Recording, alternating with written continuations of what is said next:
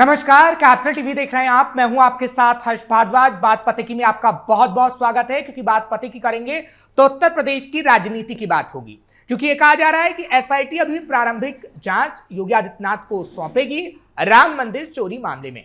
लेकिन अखिलेश यादव का एक बार फिर से बयान सामने आता है और वो कहते हैं कि खास तौर पर धन की राजनीति बीजेपी करती है, धर्म की बात नहीं करती, धर्म के नाम पर सिर्फ वोट लेना जानती है। हालांकि कांग्रेस की बात करें तो कांग्रेस भी योगी सरकार पर हमलावर है, लेकिन इस प्रारंभिक रिपोर्ट में होगा क्या, और साथ ही साथ आखिर हिंदू पर राजनीति क्या 2027 को लेकर ही हो रही है, और समाजवादी पार्टी और कांग्रेस भी हिंदुओं का वोट बैंक पाना चाहती है। क्योंकि अगर बीजेपी की बात करें तो बीजेपी को हिंदुओं का वोट मिलता है। चर्चा करेंगे, चार खास मेहमान मेरे साथ जुड़े हुए हैं। स्वागत कर लेते हैं सबसे पहले बिनू मैन साहब, बीजेपी के लीडर हैं। बिनू साहब, आपका स्वागत कर रहा हूं, मेरे साथ एक बार फिर से जुड़ रहे हैं। निखिल साहब, आपका भी बहुत बहुत स्वागत, समाजवादी पार्टी के प्रवक्ता आप हैं, आपका भी बहुत बहुत स्वागत कर रहा हूं। अरुणेश जी, आपका भी बहुत बहुत स्वागत कर रहा हूं, आप वरिष्ठ पत्रकार हैं। राम जी, आपका भी बहुत बहुत स्वागत कर रहा हूं, राजनीतिक विश्लेषक के तौर पर आप मेरे साथ जुड़ रहे हैं। सबसे पहले मैं आपके पास ही आ रहा हूं निखिल साहब, क्योंकि ओपनिंग कमेंट मैं लूंगा। अब मैं चाहता हूं कि दो या ढाई लाइन में आप लोग ये ओपनिंग कमेंट दे, फिर हम चर्चा की शुरुआत जरूर करेंगे। समाजवादी पार्टी ये क्यों कह रही है कि धर्म की बात आप लोग सिर्फ और सिर्फ वोट के लिए करते हैं, जबकि धन की आपको फिक्र है?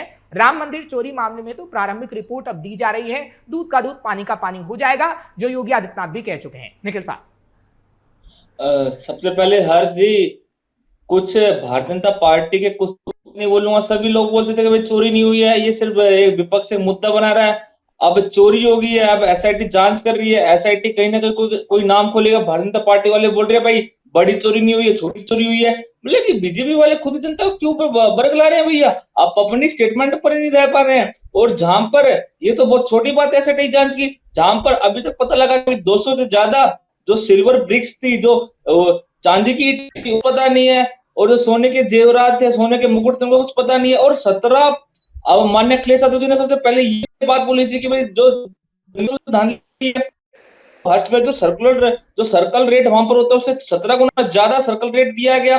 मतलब कि आप पूछिए कितनी बड़ी धांधली की गई है। और जो सामग्री, जो सामान राम मंदिर के निर्माण हेतु होता था, उसमें 40% रुपए 40% खाए गए हैं। और ये सारे जो मंदिर ट्रस्ट के मेंबर, उनके भतीजे, भाई, उनके भांजे, इन सभी पर आरोप लग रहे हैं। और हम तो पूरा चले रहे भैया, भारतीय जनता पार्टी की चीजें क्यों छिपो रही है?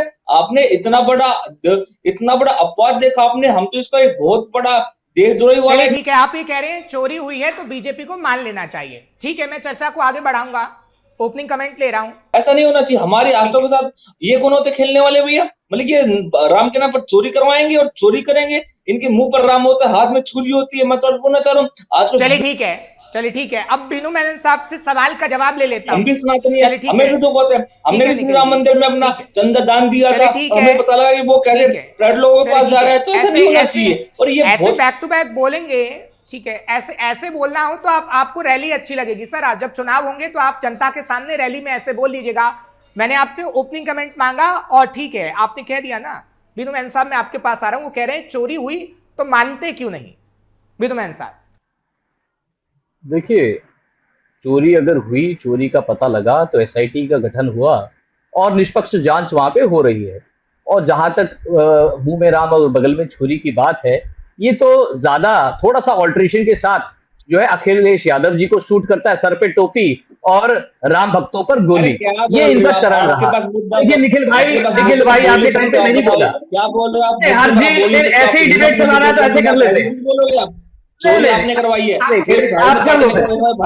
हमेशा मुद्दों से भागती है। आप क्यों मुद्दों से भागते हो? आप क्यों नहीं मान रहे चोरी हुई है? बड़ी चोरी आप क्यों नहीं मान रहे? ऐसे डिबेट चल जाएगी, नहीं ऐसे डिबेट चल जाएगी, ऐसे डिबेट चल जाएगी, नहीं ऐसे डिबेट चल जाएगी। आप क्या बोल रहे हैं? ऐसे डिबेट चल जाएगी। आपके टाइम पे बोला, मैं आपके टाइम पे बोला, आप क्या बोल रहे हैं? इंटॉलरेंस इसकी इतनी लेवल पे है। थोड़ी अपनी आवाज को थोड़ा मंदा रखिए, थोड़ी अपनी आवाज को मंदा रखिए, ठीक है? ये मंदा रखूं? आप बीच में बोल रहे हैं, आपको तमीज है नहीं, आपको तमीज है नहीं, डिबेट में कैसे बैठते हैं, उसके बाद आप मुझे सबक सिखा रहे हैं। आपके टाइम पे बोला है, बदतमीजी तो आप कर रहे हैं। आप बोलेंगे ऐसे डिबेट चल जाएगी, लोगों को पता चल जाएगा क्या बात हो रही है। जैसे ही पोल पट्टी खुलती है, ये लोग गिला अपने लग जाएंगे। हर जी या तो डिबेट में चलो डिसाइड कर लो कैसे चलेगा। आपस में एक दूसरे के टाइम पे बोलना है तो I am ready with that. Sir आपसे मैं रिक्वेस्ट कर रहा हूं, देखिए मैं कैपिटल टीवी, एक मिनट बिनू मैन साहब रुक जाइए। देखिए आपकी ऑडियो नहीं आ रही है, मैंने ऑडियो डाउन कर दी है सर, दोनों व्यक्ति की कर दी है। प्लीज आपसे रिक्वेस्ट है, आपकी ऑडियो नहीं आ रही है, ऑडियो नहीं आ रही है। बिनू मैन साहब रिक्वेस्ट कर रहा हूं, देखिए मैं आप लोगों से अपील कर रहा हूं, कैपिटल टीवी को बहुत लोग देखते हैं और मेरी ये अपील ही समझिएगा, आप लोगों से रिक्वेस्ट है, आप लोग सम्मानित व्यक्ति हैं। निखिल साहब आप भी राष्ट्रीय प्रवक्ता समाजवादी पार्टी के हैं, बिनू मैन साहब आप भी बीजेपी के कार्यक्रमों में जाते हैं, तमाम मंत्रियों से मिलते हैं, सबको ही आपको देखता है, जनता भी आपको देखती है। आप दोनों से मैं अपील कर रहा हूं कि एक एक करके अगर आप लोग बोलेंगे तो जनता को ज्यादा समझ में आएगा। प्लीज मैं बार बार ये कह रहा हूं कि मैं रिक्वेस्ट कर रहा हूं, जब आपको जवाब देना होगा, बहस करनी होगी, मैं उसका भी समय आपको दूंगा, वो भी आप समय जरूर लीजिएगा, ठीक है। निखिल साहब आप बीच में नहीं बोलेंगे, आपसे रिक्वेस्ट करिए मैंने। बिनू मैन साहब आप निखिल साहब के सवालों का जवाब दीजिएगा और सभी को अपने टर्न में बोलना है, प्लीज आपसे रिक्वेस्ट कर रहा हूं। बिनू मैन साहब जवाब दीजिए। देखिए जहां तक एसआईटी, देखिए राम मंदिर में चोरी की बात आई, एसआईटी का गठन हुआ और साथ में जो है निष्पक्ष जांच हो रही है। और देखिए हम पर सवाल उठाने वाले कौन है जो आज तक राम मंदिर नहीं गए, जिन लोगों ने सर पे टोपी और राम मंदिर के राम भक्तों पर गोली चलाने का काम किया, ये वो लोग हैं जो नारा लगाते थे मिले। ठीक है निखिल साहब मैं आऊंगा आपके पास, आप अपनी टर्न में बोलिएगा, ठीक है जी। और साथ में देखिए कल की मंदिर का, कल की धाम का जो स्थापना हो रही थी, उसके तंबू उखाड़ के फेंकने का काम 6 नवंबर 2016 में किसने किया? अखिलेश यादव। मैं अरुणेश जी के पास जा रहा हूं, बिनू मैनन साहब मैं आपके पास भी आऊंगा और निखिल साहब से ये सिर्फ जो है हिंदुओं की आलोचना, हिंदुओं की वो करने बैठे हैं। भाई हिंदुओं का काम करने के लिए हिंदू बैठे हैं, हिंदू भक्तजन है। ठीक है बिनू मैनन साहब, ठीक है। अब मैं अरुणेश जी के पास जा रहा हूं, ठीक है। आपका जवाब रह गया था, इसलिए मैंने आपको समय दिया ताकि आप अपने जवाब को पूरा कर पाएं। अरुणेश जी मैं आपके पास आ रहा हूं। अब देखिए अब मैं नेताओं की बात करूं, अरुणेश जी आप तो वरिष्ठ पत्रकार हैं, राम जी भी राजनीतिक विश्लेषक हैं, क्योंकि अगर नेताओं का जिक्र किया जाए तो कोई भी नेता सच सामने नहीं रखता सर, लेकिन जब हम सच पूछते हैं तो उस सवाल का जवाब भी उस तरीके से देता है कि हमारे 10 से 15 मिनट खराब हो जाते हैं। और मैं अपील ही कर रहा हूं इन लोगों से, और अपील ही की जा सकती है ताकि जनताओं को कहीं ना कहीं पता लग सके। अरुणेश जी आपसे मैं सवाल ले रहा हूं, स्वागत के साथ आपका, और माफी के साथ क्योंकि आपका समय इतना वेस्ट हुआ, माफी के साथ सवाल ले रहा हूं क्योंकि अगर मैं इस पूरे प्रकरण को देखूं तो देखिए प्रारंभिक रिपोर्ट में ये सच सामने आ पाएगा, लेकिन क्या आपको लगता है कि अखिलेश यादव जो धर्म को लेकर सवाल उठा रहे हैं, जो सनातन को लेकर सवाल उठा रहे हैं और जो हिंदू की बात कर रहे हैं, क्या वो चुनावी हिंदू बनने की कोशिश कर रहे हैं? अरुणेश जी देखिए ऐसा है कि ये सारी जो कथा और पट कथा लिखी जा रही है, चाहे वो बीजेपी के द्वारा हो या समाजवादी पार्टी के द्वारा हो, इन सबको अगले साल यूपी में होने वाले चुनाव से जोड़कर देखना चाहिए। हालांकि ये मुद्दा श्रद्धा का है, भक्ति का है, और कहीं ना कहीं उस भक्ति में जो कोट लगाया है जिन लोगों ने और चोरी की है या चोरी के इस प्रोसेस में इन्वॉल्व रहे हैं, तो ये सीधा सा एक क्राइम का मामला है, एक चोरी का मामला है, और उस पर जांच होनी चाहिए और हो भी रही है। इसीलिए अभी आपने देखा होगा कि 1-2 दिन पहले ही योगी जी खुद अयोध्या के दौरे पे गए थे, उन्होंने राम भगवान का दर्शन भी किया, पूजा पाठ भी किया, और उस दौरे की खास बात अगर आपने ध्यान दिया हो तो वो ये सही है कि चंपत राय जी को उस दौरे से दूर रखा गया था कि वो जो है योगी जी के साथ में नहीं रहेंगे। अभी 1-2 दिन पहले जो योगी जी ने दौरा किया है, तो ये एक दरअसल संदेश दे रहा है, ये एक संकेत दे रहा है कि किसी भी तरह से इस मामले में जो भी चोरी हुई है, जिन लोगों ने भी चोरी की है या जिन्होंने इसकी साजिश रची है, वो बचेंगे नहीं। इसीलिए एसआईटी अपने लेवल पे जांच कर रही है। रही बात अखिलेश यादव का, और वो मुख्य विपक्षी दल है, उनका काम है सवाल उठाना, और सवाल उठाने में कोई बुराई भी नहीं, क्योंकि अगर इस मामले का जो खुलासा किया गया है वो आपको मालूम है अखिलेश यादव जी के ट्वीट से ही किया गया था, जो उन्होंने सोशल मीडिया में लिखा था, बाद में उन्होंने मीडिया में बाइट भी दिया, बयान भी दिया। तो ये बात सच है कि इस पूरे मामले का खुलासा समाजवादी पार्टी ने किया, तो जाहिर सी बात है समाजवादी पार्टी इसका आने वाले चुनाव में इसका लाभ भी लेना चाहेगी। लेकिन अगर तब तक, क्योंकि अभी चुनाव में टाइम है, अगर तब तक इस पूरे मामले का पटाक्षेप हो जाता है, वो कैसे कि जो भी जांच के दायरे में आएंगे, जो भी आरोपी होंगे, फिर उसमें पूरी जांच होगी और इसके बाद उनका अगर दोष सिद्ध हो जाता है तो उनको सजा हो जाएगी। तो बीजेपी उसको फिर ये काउंटर करने की कोशिश करेगी कि भाई देखिए ऐसा है अगर चोरी हुई, कोई भी इस तरह की घटनाएं हुई जो भी क्राइम से संबंधित है, तो हमारी सरकार तुरंत उस पर जो है कार्रवाई करती है। तो कहीं ना कहीं इस पूरे मुद्दे का न तो बीजेपी को मुझे लगता है बहुत ज्यादा डैमेज होगा आने वाले चुनाव में, और न ही समाजवादी पार्टी को बहुत ज्यादा फायदा होने वाला है। लेकिन हाँ, इसकी तुलना जो टोटी चोर और ये सब करके कहते हैं ना, तो मुझे लगता है कि अब जरा असली मुद्दों पर चुनाव की तैयारियां होनी चाहिए। और असली मुद्दे आपको यूपी में पता है कि किस तरीके से स्मार्ट जो लगाया गया था बिजली का जो है बिल,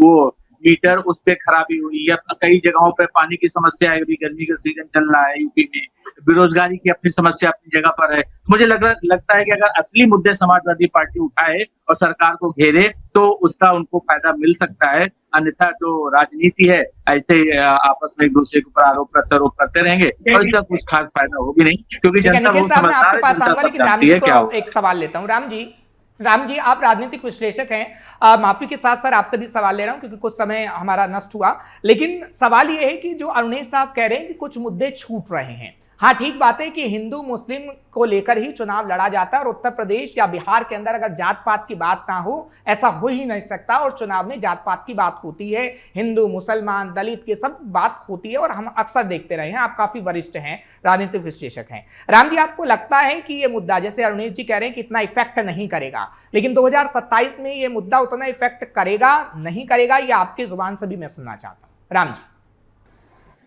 हर्षी, देखिए, दो चीजें बड़ी साफ सुथरी हैं। एक तो जो राम मंदिर में चोरी का, जो दान पेटी में से हेराफेरी का मामला है, वो एकदम अलग है।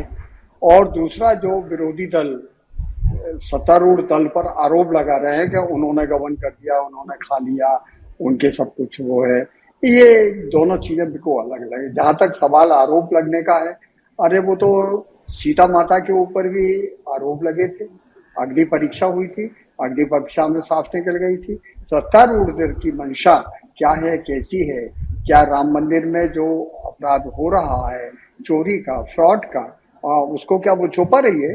खैर, ये एक राजनीतिक बवंडर है, इससे हमको दूर रहना चाहिए। मतलब की चीज ये है कि जो चंपक राय जी ने जब कहा था कि इंटरनल ऑडिट में किसी तरह की गड़बड़ नहीं पकड़ी गई, सबसे पहले इसकी रिपोर्ट जो है ये इससे तो उछाल मिला अखिलेश यादव जी के उससे, लेकिन पहले कोई रजनीश सिंह जी थे बीजेपी के नेता, उन्होंने 9 जून को पत्र लिखा था और उसको फॉलो अप किया था ब्रजभूषण सिंह जी ने और विनय कन्याल जी ने, प्रधानमंत्री को चिट्ठी लिखी थी। इसके बाद ये मामला जो है काफी तेजी से आया।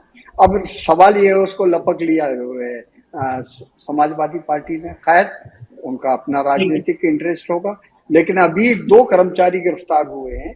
एक कर्मचारी लवकुश मिश्रा, उसके घर तलाशी जो ली गई है, वहाँ करीब 10 लाख रुपए नकद मिले उसके यहाँ, और केवल इतना ही नहीं, 50 करोड़ का उसका पैसा का, उसने 70 कमरों का एक हॉस्टल बना रखा है, कहाँ, हवाई अड्डे के आसपास, और उससे पूछताछ की जा रही है, भाई ये पैसा कहाँ से आया? दूध का दूध, पानी का पानी हो जाएगा। इसी तरह से जो गोपाल राव जी हैं और उनके भतीजे रोमेश आजाद, सोमेश यादव जी जो है, नहीं राम जी, तो प्रारंभिक रिपोर्ट ये कहती है कि 80 लोगों के नाम हैं और इन 80 लोगों से जब पूछताछ होगी तो दूध का दूध पानी का पानी होगा। मैं आपके पास आता हूं, निखिल साहब मैं आपके पास आ रहा हूं और फिर बिनमैन साहब आपके पास भी आऊंगा। रिक्वेस्ट एक बार फिर से करूंगा कि अपने अपने समय में आप प्लीज बोलेंगे, आपसे रिक्वेस्ट है, नहीं तो देखिए ऑडियो फिर डाउन हो जाती है, जनता को फिर आपकी आवाज नहीं जाएगी। निखिल साहब मैं आपके पास आ रहा हूं। ठीक बात है, आप सवाल उठा रहे हैं और अरुणेश जी भी ने कहा कि सवाल उठाना विपक्ष का काम है। अखिलेश यादव जी ने चोरी के मामले को उठाया और वो इतना मामला बढ़ गया कि बीजेपी को उस पर जवाब देना पड़ रहा है। लेकिन सवाल राजनीतिक विश्लेषक हो या फिर वरिष्ठ पत्रकार हो, ये भी उठा रहे हैं कि जो असल मुद्दे हैं वो क्यों गायब हो गए भाई? आप क्यों नहीं पानी, बिजली, अन्य समस्याओं को उठा रहे हैं? ठीक बात है ना, आपने कह दिया चोरी हुई, एसआईटी की प्रारंभिक रिपोर्ट योगी आदित्यनाथ को मिलेगी, अगर वो कार्रवाई करते हैं आगे आने वाले समय में तो अच्छी बात है, नहीं करेंगे तो सड़कों पर आइएगा, ये तो आपका हक है। निखिल साहब। नहीं, बिल्कुल सड़क पर आना पड़ेगा, पर जो भारतीय जनता पार्टी जो नेता अपने आप को सनातन धर्म के नकली ठेकेदार बताते हैं, ये ठेकेदार कहाँ गए हैं? और ये भारतीय जनता पार्टी के ऐसे नेता, इतने बेशरम नेता होते हैं। जब केशव प्रसाद मौर्य जी ने जो मुख्यमंत्री बनने वाले थे, उन्होंने क्या बोला था माता सीता के बारे में? जब सारे भारतीय जनता पार्टी के नेताओं के बारे, इनके मुंह में दही जम गई थी, इनकी हिम्मत नहीं थी, ऐसे नहीं थी ये उसके बारे में कुछ बोलते। और कहीं ना कहीं बीनू मेनन जी कुछ बात कर रहे थे। अरे बीनू मेनन जी, जब उस समय आप लखनऊ में नहीं थे तो आपके ताऊ जी वहां टोंटी लेकर आए थे। आपके ताऊ जी थे डीएम वहां के, और वहां के डीएम का नाम पूछ लेना, और क्योंकि आपके ताऊ जी वहां से टोटी लेकर आए थे। निखिल साहब, मैं दोबारा से आपसे पूछता हूं, क्या असल मुद्दे अखिलेश यादव नहीं उठा रहे हैं जो कि जमीन पर होनी चाहिए? प्लीज एक एक करके आप लोग जवाब दीजिएगा। निखिल साहब।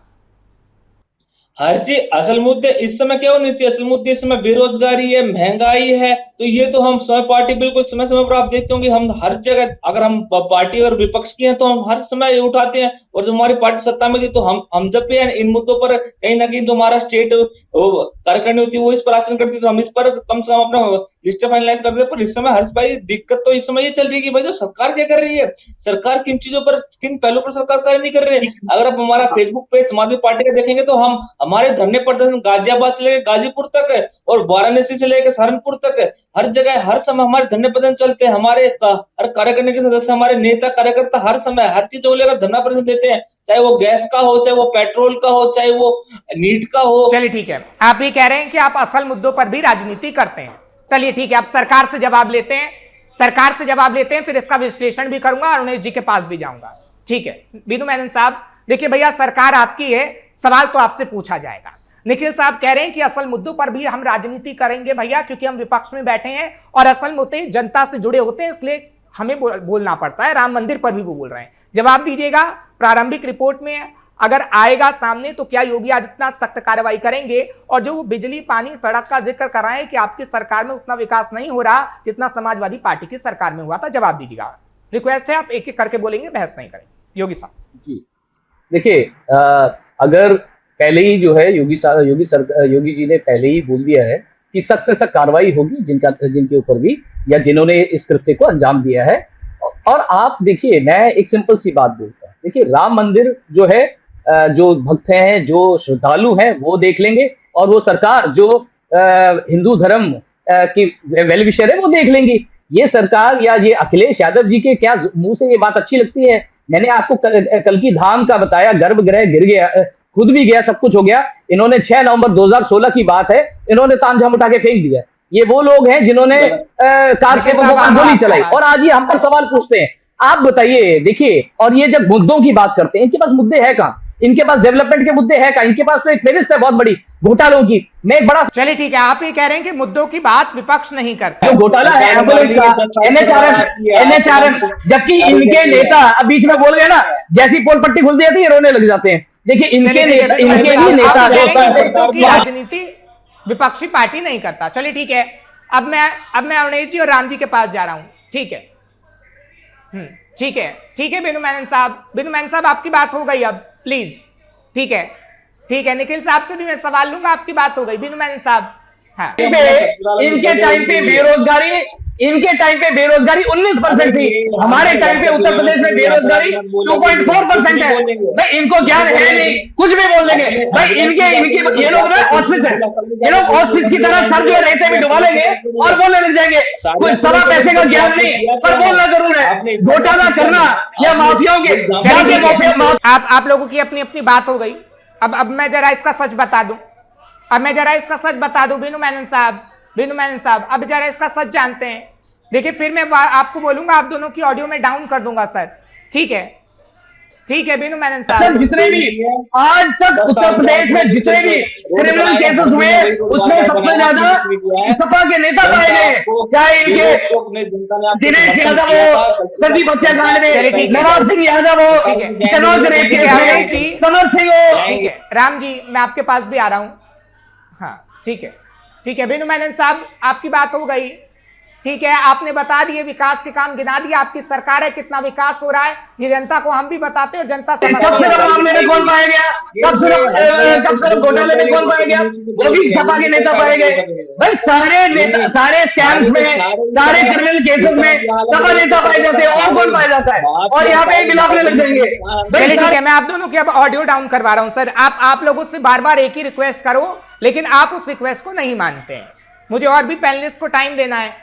मैं आपकी ऑडियो डाउन करवा रहा हूं और उसके बाद मैं अरुणेश साहब और राम जी से ही आजम खान के संस्था करना, ठीक है, अतीक अहमद के संस्था करना, मुख्तार अंसारी के संस्था करना, उनके शौचालय धोने के अलावा क्या काम किया मुझे बताओ। आप दोनों की आवाज सारे जितने भी नहीं आएगी आपकी आवाज, आप रुक माफिया रहे उनको सजदा करने का काम करते रहे, टोपी पहनकर जो है राम भक्तों पर गोली चलाने का काम किया, और क्या किया, ललितपुर के हनुमान मंदिर की घंटियां बांध के रखी आपने। भाई आपने अपीसमेंट की राजनीति करी। आप दोनों की ऑडियो डाउन करवा रहा हूं सर। आप दोनों आपस में ऐसे ही बहस करते रहिए, ना तो जनता को समझ में आएगा ना सच्चाई। भाई प्रदेश के लोगों को आपके डीएनए का मालूम है, इसीलिए आपको मुल्ला मुलायम कहते थे। मुलायम सिंह जी को मुल्ला मुलायम इसीलिए कहते थे, समझ गया। भाई आपके जुमलेबाजी, भाई आपने क्या किया गिनवाओ ना, सनद बनवाई तो गिनवाओ। पार्टी है ये ऐसी। ठीक है, आप दोनों की आवाज नहीं आएगी, आप दोनों आपस में बहस करते रहिए। अरुणेश जी, मैंने दोनों की ऑडियो डाउन कर दी, अब मैं आप दोनों के पास आ रहा हूं, मैं आप दोनों से डिबेट करता हूं सर, क्योंकि आप दोनों से कहीं ना कहीं पूछना बहुत जरूरी है, सच्चाई बताइएगा मुझे। क्योंकि देखिए, मैं बार बार ये कह रहा हूं कि जनता को हमें बताना है, समझाना है, हमें सच सामने रखना होता है, क्योंकि पत्रकार पर आम जनता भरोसा करती है, नेता पर जब भरोसा करती है जब नेता काम करता है, इसलिए हमें सवाल पूछना पड़ता है। उन्हें जी, आप इस बात को अच्छे से जानते होंगे, आप काफी वरिष्ठ हैं, लगातार हमारी बातचीत आपसे होती रहती है। सर, अगर ऐसे ही नेता आपस में झगड़ते रहेंगे तो क्या आम जनता के वो मुद्दे जो जमीनी स्तर पर दिखने चाहिए कि भैया सड़क नहीं है घर के आगे, नाली नहीं है, भाई पानी नहीं है, अब आप देखिए लखीसराय में कहीं ना कहीं सॉल्वर गैंग पकड़ा गया है, ऐसे कई मामले हैं, ऐसे कई मुद्दे हैं, उस पर भी विपक्ष राजनीति कर सकता है। अरुणेश जी, देखिए ऐसा है, आजकल क्या हो गया है ना कि थोड़ा सा शोरगुल वाली पत्रकारिता की शुरुआत तो पहले हो गई थी, लेकिन कुछ चैनल, कुछ प्रवक्ता, कुछ ऐसे लोग हैं जो शोर की आवाज में असल मुद्दों की आवाज को दबा देना चाहते हैं, लेकिन ऐसा होता नहीं है। और मुझे लग रहा है कि ये आपके पहले भी डिबेट शोज में मैं आया हूँ और मैंने आपसे यही रिक्वेस्ट किया है कि एक वक्त में एक व्यक्ति बोले, ताकि जो है आपके दर्शक भी समझेंगे और ये नेता भी अपनी बात को अच्छे से रख पाएंगे। लेकिन यहाँ पर क्या है ना कि आरोप प्रत्यारोप इतना हावी हो जाता है, एक दूसरे को दबाने की कोशिश में कई बार व्यक्तिगत प्रहार भी होता है, ये सब अनुचित है और ये जनता सब जानती है, आपके दर्शक जो देख रहे हैं सब समझते हैं। और ऐसे में आपका रोल हर्ष बहुत ही महत्वपूर्ण हो जाता है, क्योंकि आपको जानबूझ के रोकना चाहिए बीच में। जब नहीं रुकते हैं ये लोग तो फिर आप मजबूरी में इनके ऑडियो को डाउन करते हैं। खैर, हम मुद्दे पर आते हैं। मुद्दा आपने जो सवाल उठाया उसके तहत मैं आपका एक ध्यान आकर्षित करना चाहूंगा पीएमओ की तरफ। जैसे आपको पता है कि नृपेंद्र मिश्रा जी पीएम मोदी के बहुत ही करीबी रहे हैं, पीएमओ में उनके वरिष्ठ सहयोगी भी रहे हैं, और इस पूरे मामले पर जितना भी राम मंदिर में जब से चंदा चोरी का मामला सामने आया है, तब से पल पल की अपडेट पीएम मोदी खुद नृपेंद्र मिश्रा के माध्यम से ले रहे हैं। और हाल ही में मैं मीडिया में देख रहा था कि लगभग हर चैनल में नृपेंद्र मिश्रा जी ने एक्सक्लूसिव जो है इंटरव्यू दिया है। अब एक्सक्लूसिव के मायने भी मीडिया में अलग अलग हो रहा है, हर चैनल को वो इंटरव्यू दे रहे हैं और हर चैनल वाला कह रहा है कि नहीं ये सिर्फ हमारे लिए ही बात कर रहे हैं। खैर, मुद्दा ये है कि उन्होंने कहा क्या है। तो नृपेंद्र मिश्रा जी ने साफ तौर पर यह कहा है कि इस पूरे मामले पर जो बड़े लोग हैं जैसे कि चंपत राय, अब उन्होंने व्यक्तिगत तौर पर भले ही कोई हेरा फेरी न की हो, लेकिन चूंकि वो पूरा जो न्यास है, ट्रस्ट है, वो ट्रस्ट में कहीं ना कहीं ट्रस्ट डिफिसिट को बोलते हैं कि आपके विश्वास में कमी आई है। और इसी वजह से ऐसा कैसे हो सकता है कि वो एक तरीके से टीम लीडर हैं और उनकी टीम के अंदर कुछ लोग ऐसा कर रहे हैं तो उनको पता न चल पाया हो या भनक ना लग पाई हो। आखिरकार ऐसा कैसे हो सकता है कि लाखों रुपए या करोड़ों रुपए लेकर चंपत हो गए? तो ये चंदा लेकर कौन चंपत हो गए, ये भी अपने आप में बड़ा सवाल है। और इसी का जवाब तलाशने के लिए एसआईटी की टीम लगातार दिन रात एक कर रही है। इसलिए मुझे लगता है कि नृपेंद्र मिश्रा जी की बातों को भी गंभीरता से लेना चाहिए।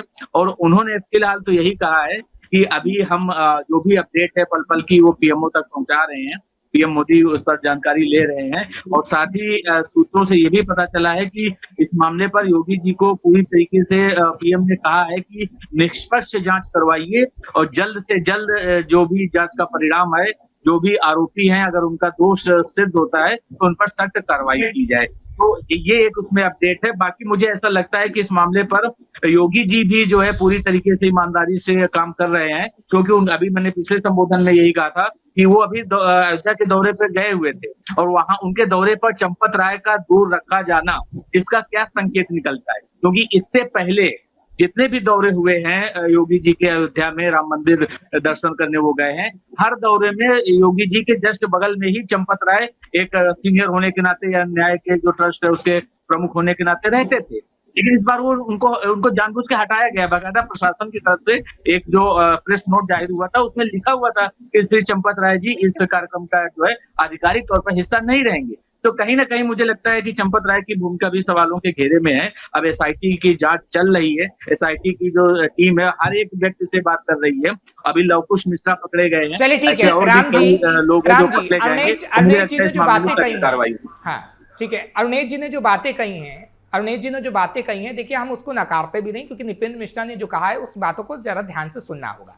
लेकिन अगर योगी आदित्यनाथ की बात करें तो क्या योगी आदित्यनाथ पर लोगों का भरोसा है? क्योंकि देखिए ट्रस्ट के लोगों को उनके पास भी नहीं आने दिया गया और जो भूमिका है उस पर सवाल तो खड़े हो रहे हैं, इसमें कोई दो राय नहीं है। लेकिन योगी आदित्यनाथ पर जनता का कितना भरोसा है? क्योंकि योगी आदित्यनाथ ने 15 दिन का समय मांगा और 15 दिन में अभी 7 दिन बीते हैं। राम जी, ये एक मानव स्वभाव है, इसमें जो है कई लोग ईमानदार होते हैं, कोई बेईमान होते हैं, बेईमान लोग धोखा देते हैं, इसमें दो मत नहीं है।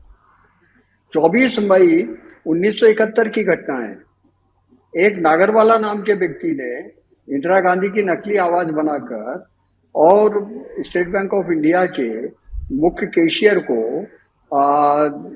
टेलीफोन किया कि 60 लाख रुपए लेकर आओ, अमुक आदमी को दो, और 60 लाख रुपए लेकर वो आया। शीघ्र ही वो घोटाला पकड़ा गया, नागरवाला को गिरफ्तार कर लिया गया। लेकिन वो 60 लाख रुपए कौन आ रहे थे, किसने दिए थे, कहाँ जा रहे थे, आज तक जो है वो कैशियर भी मर गया और केस भी दबा दिया गया, उसकी कोई जांच भी नहीं हुई। वो एक राजनीतिक मुद्दा था। इस तरह का राजनीतिक मुद्दा यहाँ नजर नहीं आता है। विरोधी दल को चाहिए था कि उसको पूछते आखिर क्या हुआ नागरवाला केस का, वो एक रहस्यमय मुद्दा बनकर रह गया। तो भ्रष्टाचार, फ्रॉड, धोखाधड़ी ये एक आम चीज है, पूरी दुनिया में हो रही है। साइबर क्राइम में कितने लोगों को डिजिटल अरेस्ट किया जा रहा है। ये मानव स्वभाव है और इसके कारण ये चतुर जो है एडमिनिस्ट्रेटर्स की जिम्मेदारी होती है वो इस पर सख्त निगाह रखे। चंपत राय नहीं रख पाए और उसका नतीजा भुगतना पड़ेगा उनको। वैसे ये कहा जाता है गोपाल राय जो है थैला भर भर कर ट्रेन से कहीं जाया करते थे कर्नाटक की तरफ और लौटकर हवाई जहाज से खाली हाथ आते थे। क्या वो वहां पैसा ले जाते थे? अब एक एक बारीक चीज की जब जांच हो रही है और जो एसआईटी बनी है उसमें जहाँ पंत जो वहाँ के कमिश्नर हैं उनको रखा गया, आयुक्त को, वहां पर महानिरीक्षक जो पुलिस की हैं नीला रंजन उनको रखा गया है, वित्त विभाग की एक अंडर एडिशनल सेक्रेटरी को रखा गया है। ये जो तीन नाम है राम जी, क्योंकि देखिए इनके पास जिम्मेदारी बड़ी है। बिनू मेनन साहब, मैं आपके पास आ रहा हूं, बड़ी जिम्मेदारी से ये सवाल पूछता हूं, बड़ी जिम्मेदारी से इसका जवाब दीजिएगा। आप सत्ता में हैं सर, कितना विश्वास जनता को दिलाएंगे कि अगर राम मंदिर के अंदर चोरी हुई है तो उसकी न्यायिक रिपोर्ट जल्द से जल्द आएगी और जो जनता ने दान किया है, जो पैसा जो जनता ने आस्था के तौर पर चढ़ाया रामलला के चरणों में, उसका कहीं ना कहीं सच सबके सामने आएगा। जिम्मेदारी के साथ जवाब दीजिएगा। जी देखिए, जनता को और राम भक्तों को पूर्ण भरोसा है योगी सरकार पर कि ये निष्पक्ष जांच होगी और जिन्होंने भी इस कृत्य को अंजाम दिया है उन्हें सख्त से सख्त सजा भी मिलेगी। ये सबको भरोसा है, ये पूरे राम भक्तों को इस पे भरोसा है। तो ये जो ढोंगी राम भक्त बन रहे हैं उनको इनमें इंटरवेन करने की जरूरत नहीं है। और जहां तक बात है, भाई आप हिंदू धर्म को बदनाम करने के लिए तो कर रहे हो ना। आप मुझे बताइए, मैंने आपसे बताया सैयद सलासर गाजी की दरगाह जो है प्रयागराज में है, इस पर भी जो है टिप्पणी हुई है कि इसमें चंदे का गबन हुआ है। क्या आज तक इस पर जो है अखिलेश यादव जी का कोई बयान आया?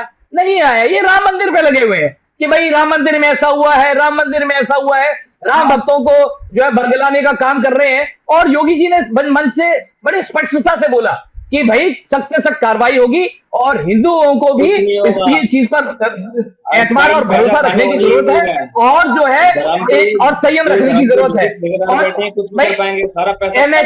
एनएचआरएम घोटाले वाले, एनएचआरएम घोटाले 2000 करोड़ का एम्बुलेंस घोटाला करने वाले जो हैं हमसे सवाल पूछ रहे हैं माफियाओं का। अब बीच में बोलने लगे ना, अब बीच में बोलेंगे हाँ जी, अब मेरे बीच में बोलेंगे तो भाई मैंने सीखा है do in Rome as the Romans do, मैंने यही सीखा है और मैं बिल्कुल ऐसा ही करूंगा। भाई जैसा जो व्यक्ति बिहेव करेगा मैं वैसा ही बिहेव करूंगा। आप जुमलेबाजी हम आपसे फिर डिबेट करेंगे, मेरे पास समय इतना ही था। अरुणेश जी आपका बहुत बहुत शुक्रिया, आपको फिर इन्वाइट करूंगा इसी चर्चा के लिए क्योंकि अभी एसआईटी का प्रारंभिक रिपोर्ट सामने आया है। राम जी आपका भी बहुत बहुत शुक्रिया, आप मेरे साथ जुड़े। बिदु मैनन साहब आपका बहुत बहुत शुक्रिया, आप मेरे साथ जुड़े। निखिल साहब आपका भी बहुत बहुत शुक्रिया, आप मेरे साथ जुड़े। क्योंकि देखिए राम मंदिर पर हम चर्चा करेंगे, आपस में अगर आप ऐसे बहस करेंगे तो इस पर सार्थक चर्चा नहीं हो पाएगी। ठीक है, समय मेरे पास इतना ही था सर, क्लोज कर रहा हूं। ठीक है, समय मेरे पास इतना ही था।